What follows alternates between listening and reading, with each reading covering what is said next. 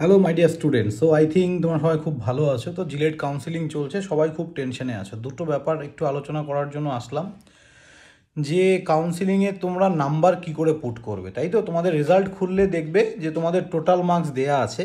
তো total marks যেটা দেয়া আছে সেটা টোটাল মানে মার্কসের মধ্যে ওটা লিখবে, ধরো 1000-এ টোটাল।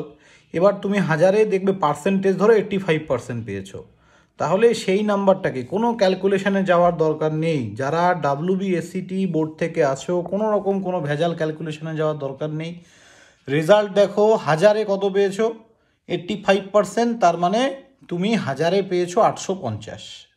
এবার যদি তুমি ধরো সাপোজ থার্ড সেমিস্টার অনেকের 1100-তে হয়, ধরো 1100-তে তুমি পেয়েছো 85%, তাহলে ক্যালকুলেশন করে নাও 1100-র 85% কত মার্কস হয়।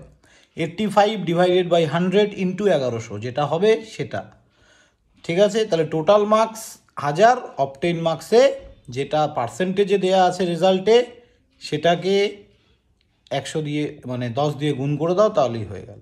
ওকে। আর যদি সেটা তোমার 1100-তে হয় বা 600-তে 900-তে, তখন ওটাকে ক্যালকুলেট করে দেখে নাও। এই হচ্ছে ফার্স্ট মানে দাবি।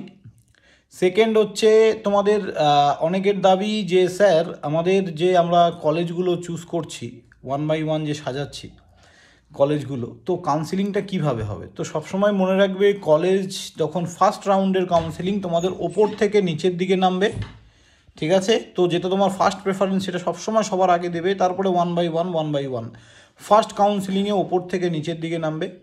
আর সেকেন্ড কাউন্সিলিংয়ে ধরো তোমার 10 নম্বর চয়েসে গিয়ে আটকে গেল, সেকেন্ড কাউন্সিলিংয়ে কী হবে? 10 নম্বর চয়েস থেকে ওপরের দিকে উঠবে, ঠিক আছে? বোঝা গেল?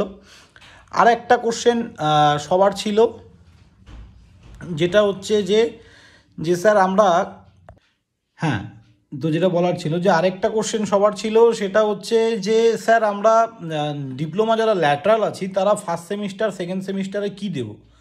তো তোমরা ফার্স্ট সেমিস্টার সেকেন্ড সেমিস্টারে তোমাদের তো তোমরা নেই, তোমার ডাইরেক্ট থার্ড সেমিস্টারে ঢুকেছো।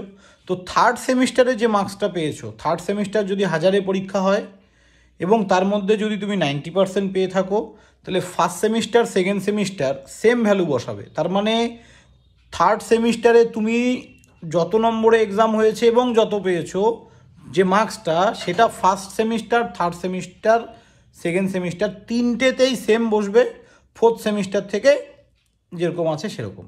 আই থিঙ্ক বুঝতে পেরেছো সবাই কথাটা। আরেকবার মন দিয়ে শোনো আমি কি বললাম। যারা ডাইরেক্ট থার্ড সেমিস্টারে ভর্তি হয়েছো, ফার্স্ট আর সেকেন্ড সেমিস্টারের মার্কসটা তোমরা থার্ড সেমিস্টারেরটাই বসাবে। I think clear. Thank you student, সবাই ভালো থাকবে। আর কোনো ডাউট থাকলে ভিডিও ডেসক্রিপশনে জানাবে, অবশ্যই আমি ক্লিয়ার করে দেবো।